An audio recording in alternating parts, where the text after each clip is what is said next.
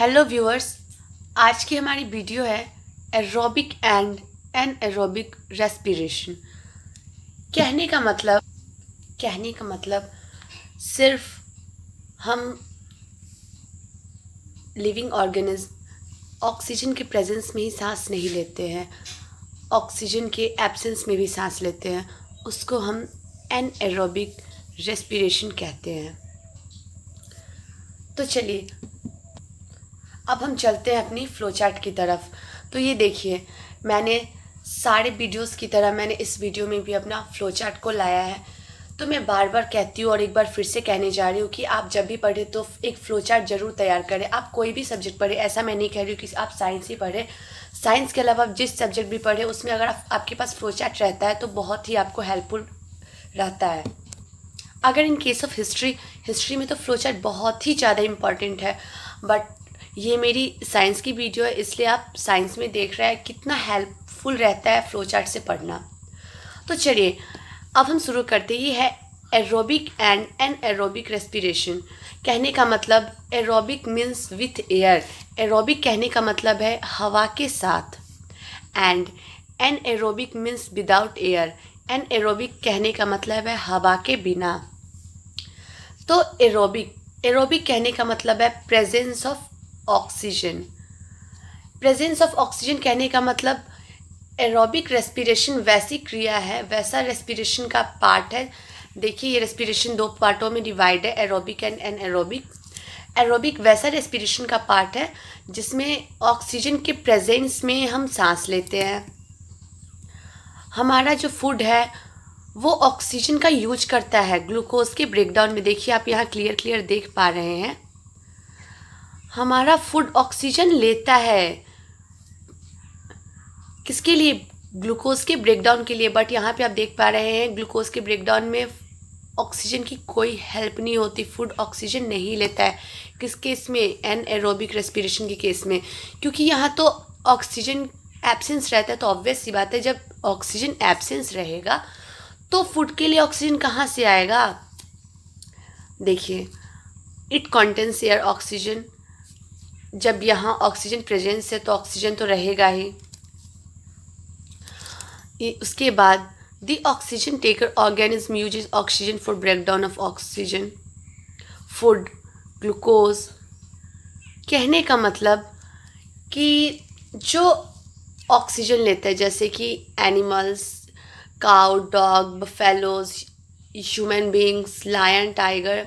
कहने का मतलब मैमल्स, बर्ड्स, इंसेक्ट, रेप्टाइल्स, ये सब एरोबिक रेस्पिरेशन करते हैं। तो इनके एरोबिक रेस्पिरेशन में ऑब्वियस सी बात है ऑक्सीजन का हेल्प चाहिए होगा, और ऑक्सीजन का हेल्प इसलिए चाहिए क्योंकि उनका फूड को ऑक्सीजन चाहिए ग्लूकोज के ब्रेकडाउन के लिए।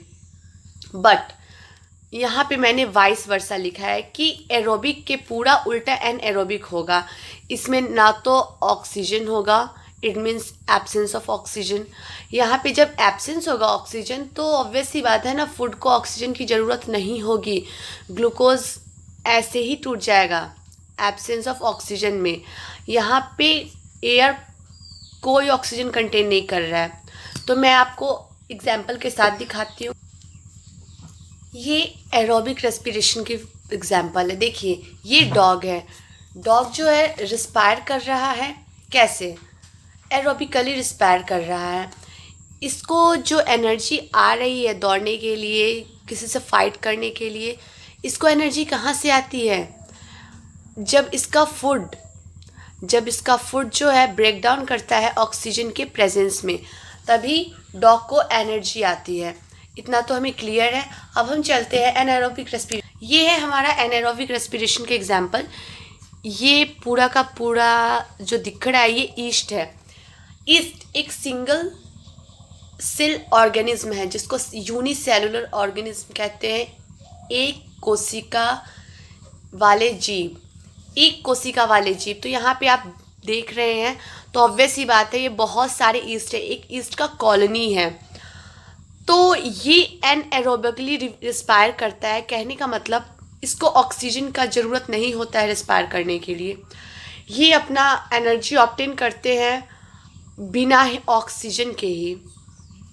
ईस्ट बहुत ही पावरफुल ऑर्गेनिज्म होता है, सिंगल सेल होने के बावजूद ये ग्लूकोज को अल्कोहल में कन्वर्ट करता है। मैं आपको दिखा रही हूँ, ये देखिए, ये एक स्ट्रक्चर है ग्लूकोज फूड जो कि ईस्ट पे एकदम सेट करता है। ईस्ट, कोई ऑक्सीजन यहाँ प्रेजेंस नहीं है, एनारोबिकली रिस्पायर कर रहा है ईस्ट, जो कि अल्कोहल, कार्बन डाइऑक्साइड और बहुत सारा एनर्जी रिलीज करता है। तो कहने का मतलब ये ईस्ट ही है ना जो ग्लूकोज को अल्कोहल में कन्वर्ट कर रहा है। बहुत कम ऑर्गेनिज्म ऐसे होते हैं जो ग्लूकोज को अल्कोहल में कन्वर्ट करते हैं, जिसमें कि ईस्ट आता है। इसको हम इंडस्ट्री यूज के लिए यूज करते हैं, बियर, विस्की, अल्कोहल बनाने के लिए।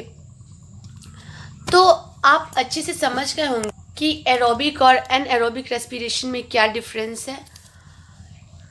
इससे ऑक्सीजन से हेल्प के फूड कैसे ब्रेक डाउन करता है ग्लूकोज में, और इधर कैसे अल्कोहल में कन्वर्ट होता है। तो आई होप कि इस वीडियो में आपको सब कुछ अच्छे से समझ में आ गया हो।